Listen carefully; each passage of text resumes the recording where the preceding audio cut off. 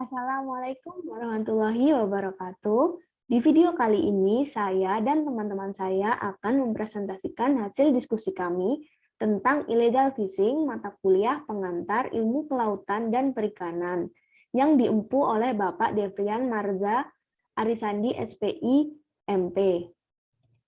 Berikut adalah our team. Ada Cindy Putri Effendi, Hanifah Rifa Maisal Sabila, Rahmatika Ayu Lestari, dan Monica Stefania.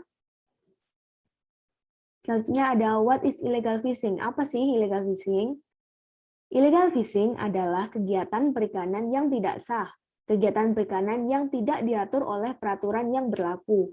Aktivitasnya tidak dilaporkan kepada suatu institusi atau lembaga perikanan yang tersedia atau berwenang. Illegal fishing dapat diartikan sebagai kegiatan yang melanggar hukum atau peraturan perundang-undangan yang berlaku. Illegal fishing di Indonesia dikategorikan menjadi 6, yaitu penangkapan ikan di wilayah pengolahan perikanan Republik Indonesia tanpa izin, kegiatan penangkapan ikan dengan menggunakan izin palsu, kegiatan penangkapan ikan tidak dilaporkan di pelabuhan penangkapan, membawa hasil tangkap langsung ke luar negeri, menggunakan alat tangkap ikan terlarang, dan menggunakan alat tangkap ikan dengan jenis atau ukuran alat tangkap ikan yang tidak sesuai izin. Selanjutnya, dampak dari tindakan illegal fishing, yaitu kerusakan ekonomi dan sumber hayati laut, sehingga banyak terumbu karang yang rusak dan hancur akibat penangkapan ikan yang dilakukan menggunakan alat dan bahan yang dilanggar. Penggunaan bahan kimia dan alat berbahaya yang tidak ramah lingkungan juga akan membunuh biota laut. Lalu, banyaknya hasil laut yang dicuri oleh para pelaku illegal fishing mengakibatkan rendahnya pendapatan negara. Bagaimana illegal fishing bisa terjadi? Illegal fishing terjadi karena disebabkan sedikitnya dua hal, yaitu tumpang tindihnya peraturan perundang-undangan yang berujung ketidakjelasan institusi negara dalam mengurus kaflingnya masing-masing. Ketidakjelasan tersebut menciptakan celah hukum bagi pihak pelaku kejahatan illegal fishing.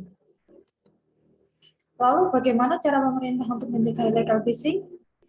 Kehadiran kebijakan Kementerian Kelautan dan Perikanan mengenai moratorium perizinan usaha perikanan tangkap, pemberantasan ilegal, unreported, dan unregulated atau IUU, fishing yang menjadi amanah dari Nawacita berdampak pada dikeluarkannya Peraturan Menteri Kelautan dan Perikanan Nomor 56 Permen KP 2014 tentang penghentian sementara atau moratorium perizinan usaha perikanan tangkap di wilayah pengelolaan perikanan Republik Indonesia.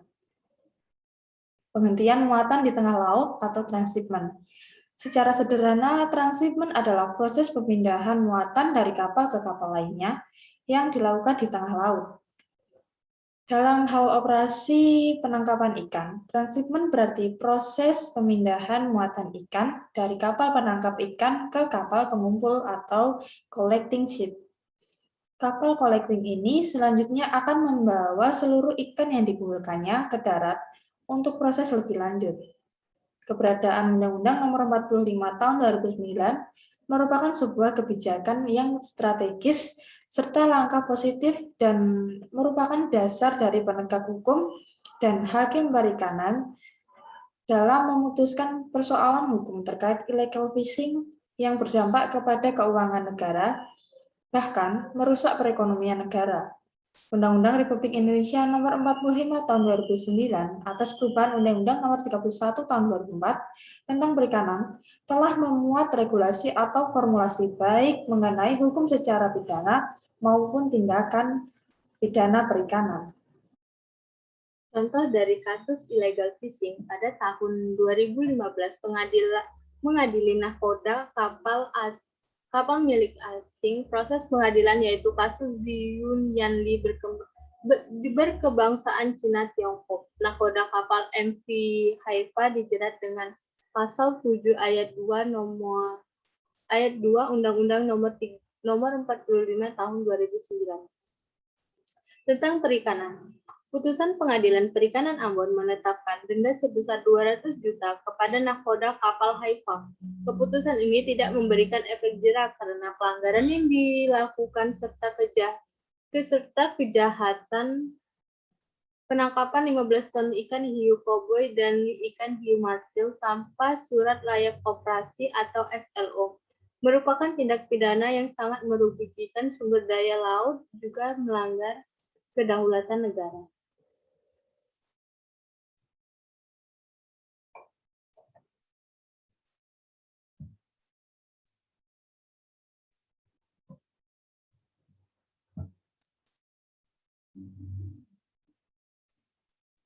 Untuk tahap penyelesaiannya yaitu kapal Haifa memiliki surat berlayar atau STB, namun tidak memiliki surat layak operasi atau SLO.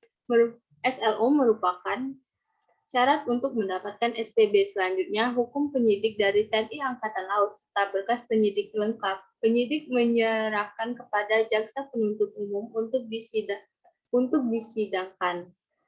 Proses pengadilan atas kasus kapal MV Haifa berjalan di Pengadilan Perikanan di bawah Pengadilan Ambon.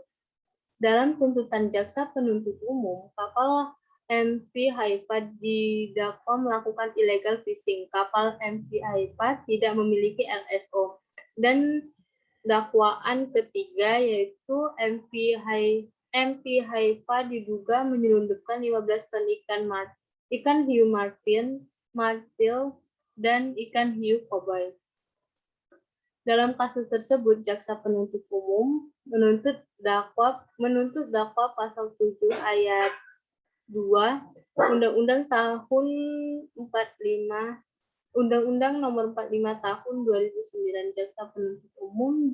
Jaksa menuntut denda 200 juta rupiah atas tuntutan jaksa tersebut. Pengadilan Perikanan di Pengadilan Negeri Ambon pada tanggal 25 Maret tahun 2015 menuntut kapal MV Haifa harus dikembalikan kepada pemiliknya dan nahkoda kapal Juniandi hanya dikenakan hukuman dengan denda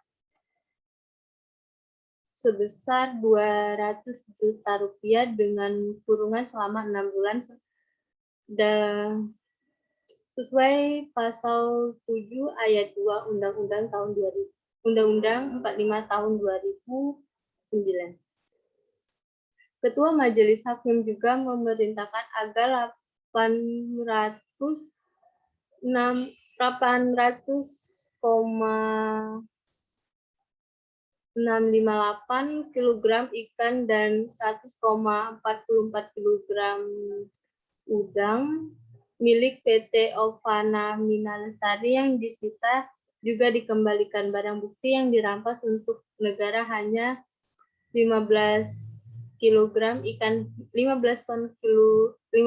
ton ikan hiu lonjor dan ikan hiu martil. Kapal MV Haifa hanya dikenakan melakukan pelanggaran dan tidak terbukti melakukan kejahatan. Baik, itu tadi yang dapat kami sampaikan. Kurang lebihnya kami mohon maaf. Wassalamualaikum warahmatullahi wabarakatuh.